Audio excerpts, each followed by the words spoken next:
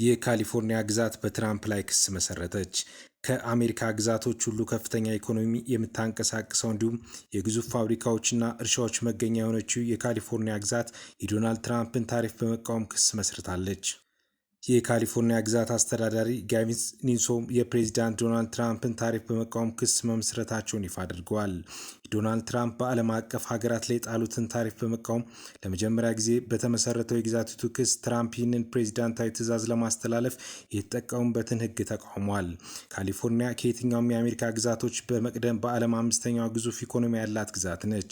በግዛቲቱ ውስጥ ግዙፍ የማኒፋክቸሪንግ ኩባንያዎችና ሰፋፊ እርሻዎችም ይገኛሉ። ታሪፉ በዓለም አቀፍ ንግድ ላይ የሚስተዋለውን አለመመጣጠን ይፈታል ሲል የሚከራከረው ዋይት ሀውስ የቀረበበትን ክስ ውድቅ አድርጎ የአሜሪካን ኢንዱስትሪዎችን እየጎዳ ያለው ብሔራዊ ድንገተኛ አደጋ መፍትሄ ለመስጠት መስራቱ እንደሚቀጥል አስታውቋል። የዋይት ሀውስ ቃል አቀባይ ኩሽ ዴሳይ ጋቪን ኒውሶም በካሊፎርኒያ የተንሰራፋውን ወንጀል፣ የቤት እጦትና አልቀመስ ያለ ኑሮ ላይ ከማተኮር ይልቅ አገራችንን እየጎዳ ያለው የንግድ ጉድለትን ለመፍታት ፕሬዚዳንት ትራምፕን የሚያደርጉትን ታሪካዊ ጥረት ለመግታት ጊዜውን እያጠፋ ነው ሲሉ ተናግረዋል።